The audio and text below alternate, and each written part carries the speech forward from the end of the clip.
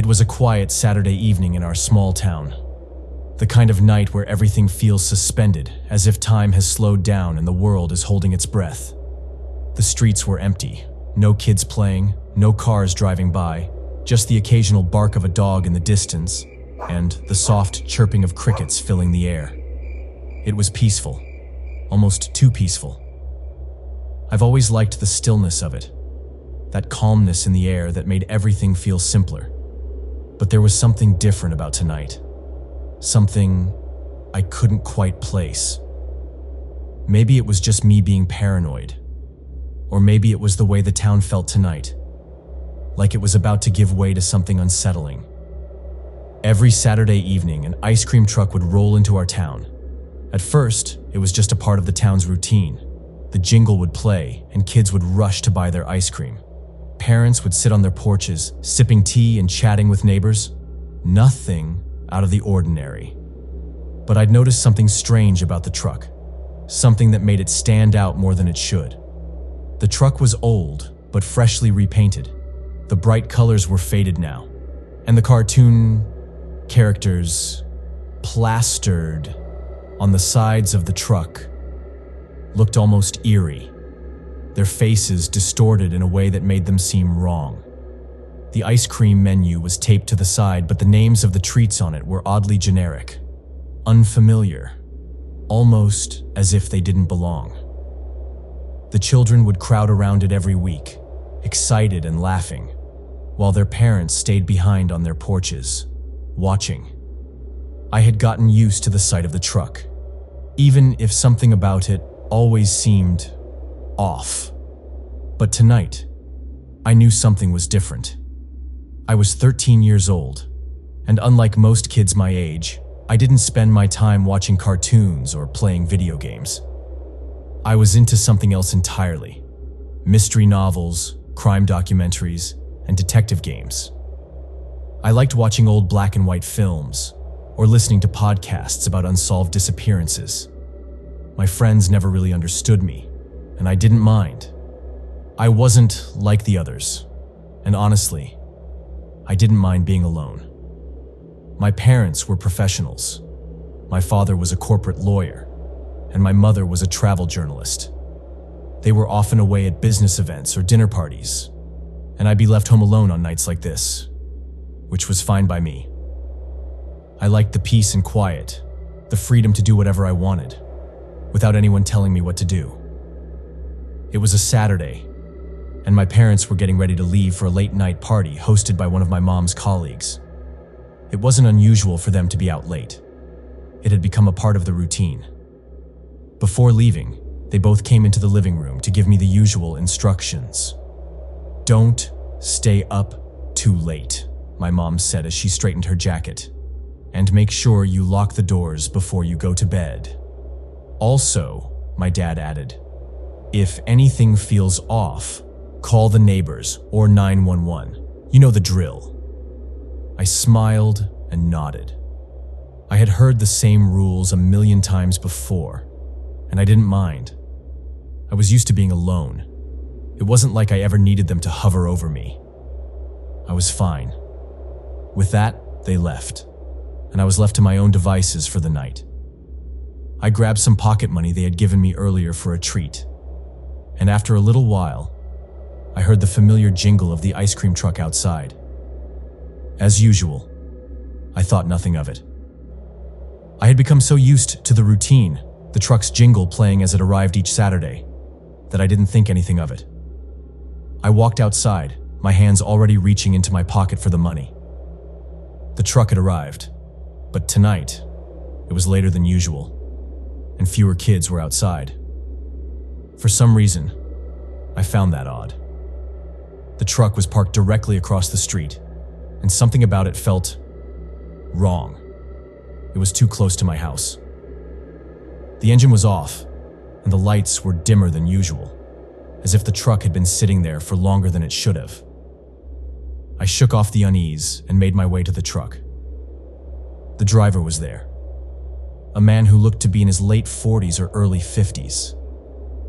He had a weathered face, deep lines etched into his skin as if he hadn't slept in years. His eyes were tired, almost vacant. He wore a faded blue shirt with grease stains, and his old baseball cap was pulled low over his forehead. His gloves seemed too clean for someone who worked in an ice cream truck. Everything about him felt out of place, but I didn't think too much of it at the time. When I ordered my ice cream, he handed it to me with that same stiff, forced smile. It didn't quite reach his eyes, and for some reason, that smile made me feel uncomfortable. Then, he asked me something that made my stomach drop. "Do your parents work late?" he asked, his voice too casual for my liking. I wasn't sure what to say. It was a weird question, one that didn't seem to fit the situation, but I shrugged it off. "Yeah, they're at a party tonight," I replied, not thinking much of it. His smile widened ever so slightly, and for a moment, I thought I saw something flicker in his eyes. Something that made me feel like I had just made a mistake. I quickly took my ice cream and went back inside. The man watched me the whole time, his eyes never leaving me. Later that evening, I was sitting by the window, trying to ignore the weird feeling that had settled in my gut. I was trying to focus on my game, but my thoughts kept drifting back to the ice cream truck. Something wasn't right. I glanced out the window again. It was 11:30. The truck was still there. The engine was off, but the driver was inside, just sitting there, staring directly at my house. My heart skipped a beat, and my stomach dropped. I couldn't understand it. Why was he still there? The truck had always left after serving the last kid, but tonight it was just sitting there, the driver watching me from inside. I felt my anxiety build as I pressed my face against the window, my fingers gripping the curtains. Then, it happened. A soft knock on the door. I froze. Another knock. Louder this time. Then a voice, calm, almost friendly, but with an edge that sent chills down my spine. "Jonathan, open up. I need to talk to you." My blood ran cold. I didn't move. The voice came again, more insistent this time. "Jonathan, I forgot to give you the new ice cream flavor. You'll love it. Just open the door for a second." I stayed silent. My mind raced. I felt my pulse quicken. I grabbed my phone, dialing my parents' number. No answer. I dialed again, but still nothing. Panic surged in my chest. I dialed 911 with shaking hands, my heart pounding. "Call 911 right now!" I screamed into the phone. My voice was trembling. The knocks turned into pounding, now on the door and the walls. The voice outside was no longer friendly. It was demanding. "Open the damn door, kid! I know you're in there!" I heard footsteps moving around the back of the house, the doorknob rattling as he tried to break in. The sirens were getting closer. I could hear the truck's engine start, and within seconds, it sped off into the night, disappearing around the corner just as the police arrived. By the time they reached my house, the truck was gone. No trace of it anywhere. The officers searched the area, spoke with neighbors, and checked the security footage from nearby stores. But there was nothing. No one had seen anything unusual. No one had noticed the truck leave. From that night on, the ice cream truck never returned. Not once. I never saw the driver again.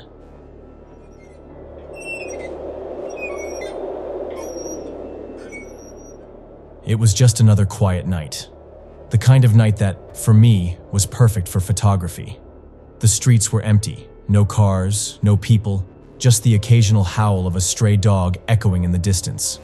The only sound to keep me company was the steady chirp of crickets, filling the silence between my footsteps. I was in my element, wandering alone through the abandoned corners of the neighborhood, the camera in my hands capturing the eerie beauty of isolation. I had walked down this street 1,000 times before. The same deserted corner, the same cracked sidewalks. Nothing unusual. But tonight, as I approached an old, abandoned storefront, I noticed something that made me pause. An ice cream truck. The truck was parked under a flickering streetlight, its faded colors barely visible in the dim light. There was something odd about it. It wasn't playing the usual jingle that accompanies these trucks. No happy children running around, no laughter. Just an eerie, unnatural stillness. It sat there, motionless, in stark contrast to the otherwise quiet street. I raised my camera and adjusted the settings, trying to get the perfect shot of the deserted scene. That's when I noticed him, the driver. He was sitting in the truck, staring at me. His eyes were fixed on mine with an intensity that felt off. There was no expression on his face, just nothing. Then, to my surprise, he smiled. A wide, unsettling grin that didn't match his lifeless eyes. It was too much. A smile like that shouldn't exist in the middle of a deserted street at night. The truck was silent, but the man didn't move.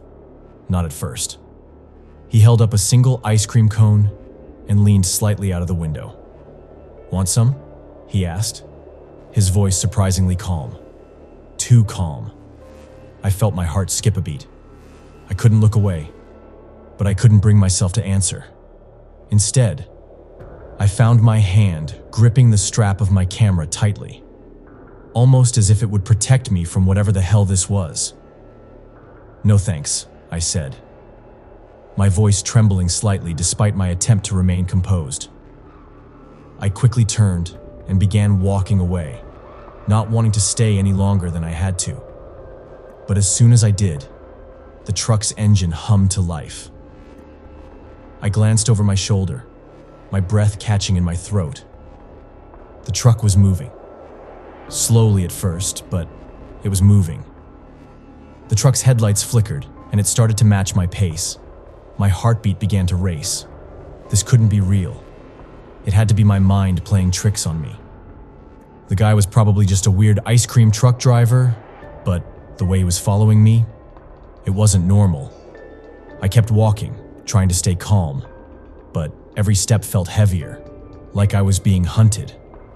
The truck continued to follow me, moving slowly along the street, just far enough behind for me to feel its presence, but not see too much of it.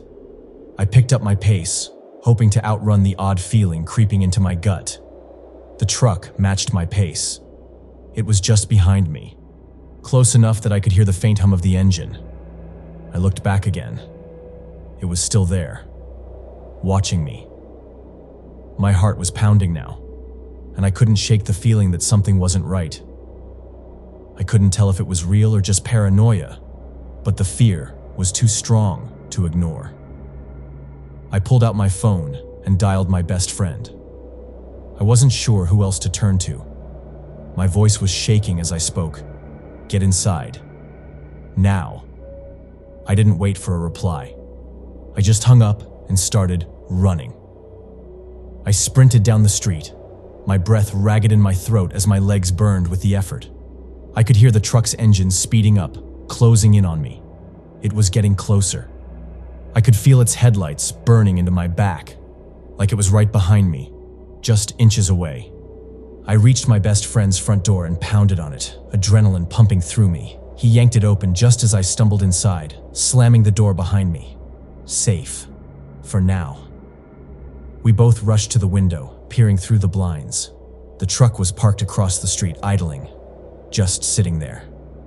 I could see the faint glow of the streetlight illuminating the truck, but there was no movement, no sound except for the low rumble of the engine. I felt a shiver run down my spine. What was going on?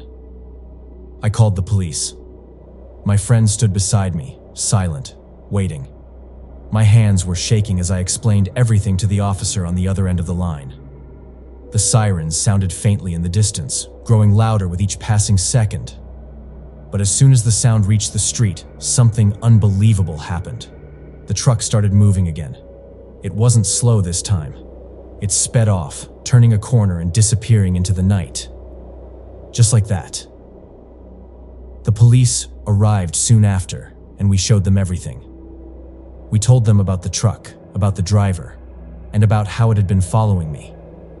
They searched the area, asked around, reviewed security footage from nearby businesses. But there was nothing. No trace of the truck. No one knew anything. No reports of an ice cream truck, no sightings, nothing. The truck had vanished.